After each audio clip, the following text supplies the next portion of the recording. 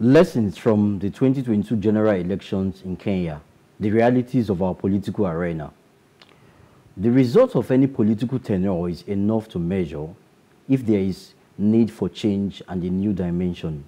Nigeria has had its share of poor leadership, following the factors of insecurity, ill economy, poor health care, and a litany of other vices. The songs of change, a new dimension, and perspective of leadership have heralded its way throughout the nation. This nation is blessed with talent and natural resources. Thus, the need for a president who is capable enough to harness these gifts. Stomach politics and readiness have led to a combination of wrong policies, terrible leadership, and exploitation. Decades of poor leadership and its effect is a wake-up call, and that apathy towards political matters cannot be condoned. Now, more than ever, Nigerians are seeing their permanent voters card as their tickets to a better life. Beyond the political awareness and excitement, we cannot evoke change if the electoral process is still plagued with unfairness and corruption. True democracy operates on the tenets of fairness and transparency.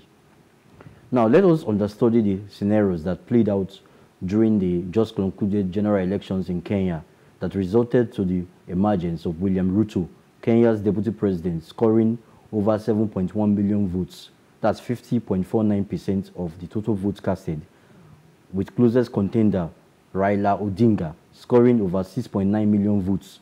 That's 48.85% of the total votes casted. And these are diaspora voting. Kenyan citizens outside Kenya were allowed to cast their votes. Is it possible for Nigeria to enable her citizens in diaspora to exercise their franchise in electoral processes? Voters' Participation Index.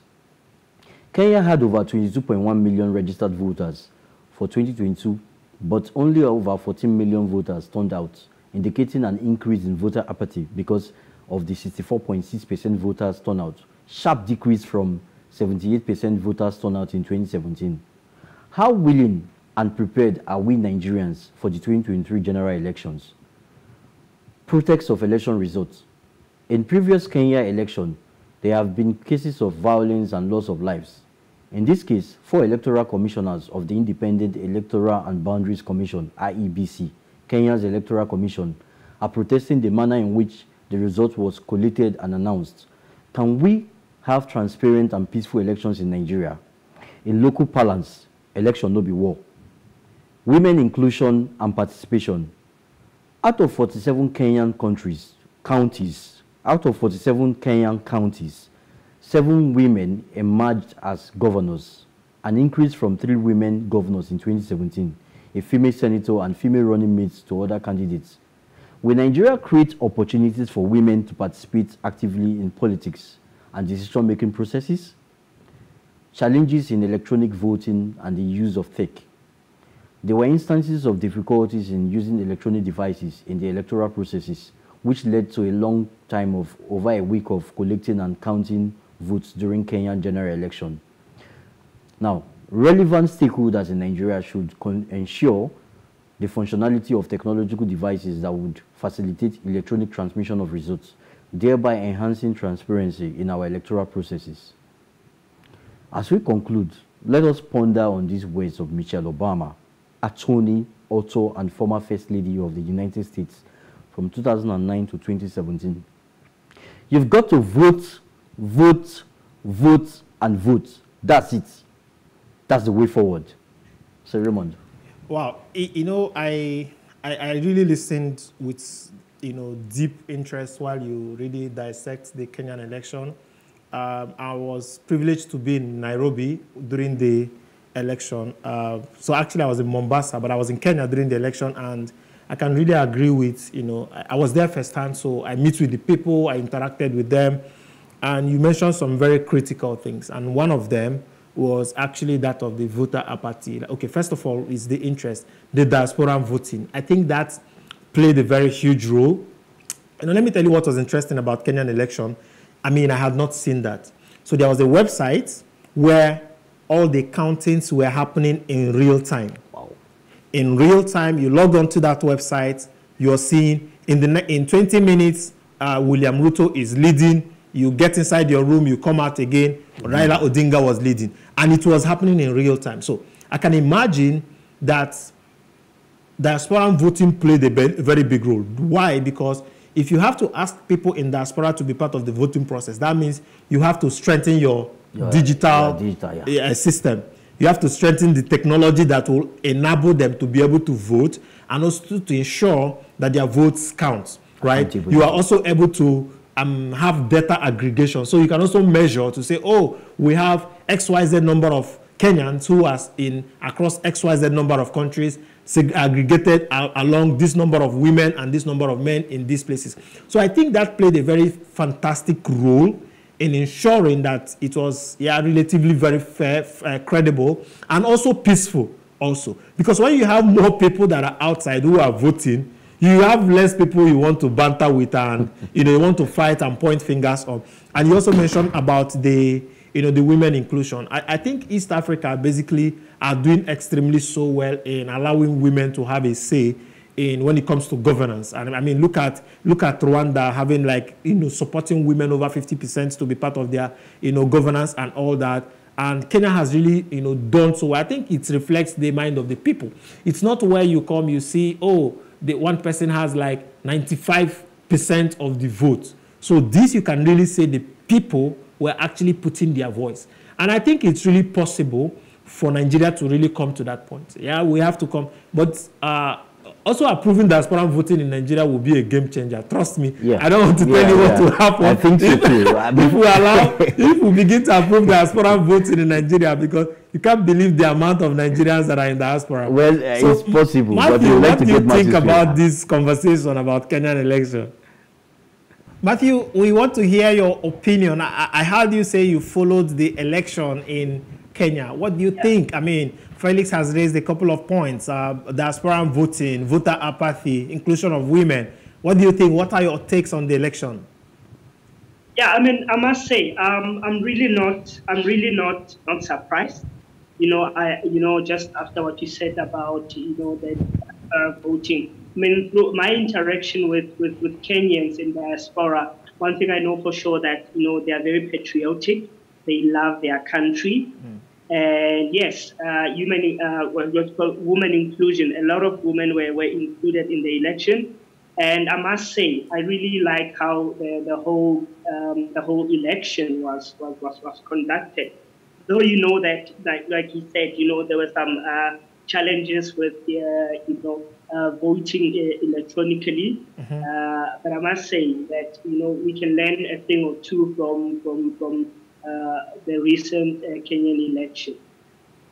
Well, that's it. In Nigeria, I wish we can have, like you said, diaspora voting. It will be exciting and it will be like a motivation to we citizens back home.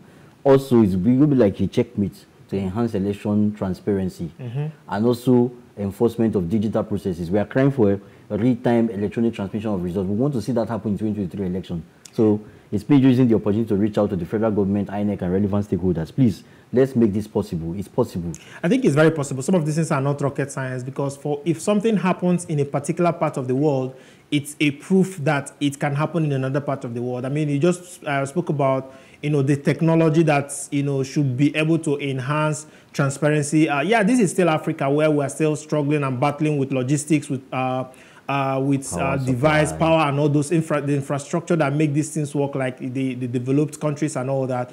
But I think it's very possible because when you also look at the overwhelming amount of money. Now, another thing that we didn't also get to mention was the amount of money that was poured into the Kenyan general election. It is massive. It is overwhelming. And again, you mean from the government? While I was there, again, politicians. If you know how much politicians were throwing around just in the Kenyan general election, and that while I was there, the truth is that while they were all mentioning about corruption, and by the way, I don't believe in corruption. I just believe that there are no consequences for action. I hate it when people are always shouting corruption in my ears. I think that the problem is that there are no consequences for action. Any day you invoke consequences for action, there will be no opportunity for you to talk about corruption. If someone is supposed to drive, for instance, 50 kilometers per hour on a road, and you drive 55 kilometers per hour, the person should know, and even people around should know, and a gadget should know that this person has actually broken a rule and he has to pay an amount of money. By the time you pay, if you're supposed to pay like £5 for every rule you break, and you break like 100 in a month, that's like £500. So you need to check how much you earn in a month for you to pay £500 as a penalty for breaking a rule. So I think that also comes in place. Like in Rwanda, for instance, I just got back from Rwanda.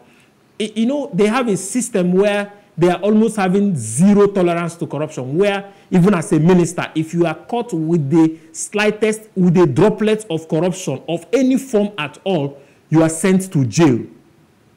As a minister, you are punished outrightly. Exactly. So when you start enforcing some of those things, consequences, and not just about people that are breaking the rules, can we also have consequences for people who are doing good things? Can we find ways of really celebrating people? Exactly. So let's also move back to this election that you were talking about. When we talk about corruption, it is human beings. What are the things that they are doing that are not in line with the set out constitution? There are electoral processes, there are constitution, there are guidelines. If somebody fails to submit, I mean, I was hearing at some place in Kenya that there are some people even, there were cases of ballot paper, whatever carrying. Such things should be punished, should be investigated and punished. By the time people begin to know that you cannot go free from disobeying or breaking certain rules, then people will begin to set up. I think that corruption is just like it's just become a language people are using to flex themselves. Let there be consequences for action. While we wait for the outcome of the other contender, Raila Odinga and his camp. He's contesting. So while we wait for that, the election, let's focus on the results. positives. Now, the positive, one of the positives is the women inclusion. During the last APC presidential primaries, the only woman I saw that came outside that contested, she said some things and she stepped down. And I felt that why that idea of, and not just her, in some other parties, you say, woman, we should turn up before you know I'm stepping down to support the man. Why can't we just allow, if you are, as a woman, you are not sure, you are not ready, support other women that are willing to come out. To go all the way. We have a woman that won primary, primary election for APC in Adamawa. So she clinched the ticket as the gubernatorial candidate of APC in Adamawa. So let's see how that plays out. My point is, let's give women a chance. Women should have chance. Some of the most prosperous nations in the world, I mean, I dare say that are countries that are really giving women a chance to bring in what they have. And trust me, women are doing remarkably well. Women are fantastic right now, and we cannot ignore we cannot really ignore the input they bring in covenant and and the results they bring in governance. Like I said, Rwanda has like 51%, about close to 60, over 55% in their parliament, and about almost 50% in the cabinet. And you can see how prosperous the country is. I mean, if we give women a chance, I really support to have even more women in governance than men. I tell you the truth. I mean, nobody will beat me, right? Okay, guys, up next, we are going to have our last guest, and we'll be hearing from Sizi Matthew Bosime, who we're talking about collegiality leads to quality education. Up next is Matthew.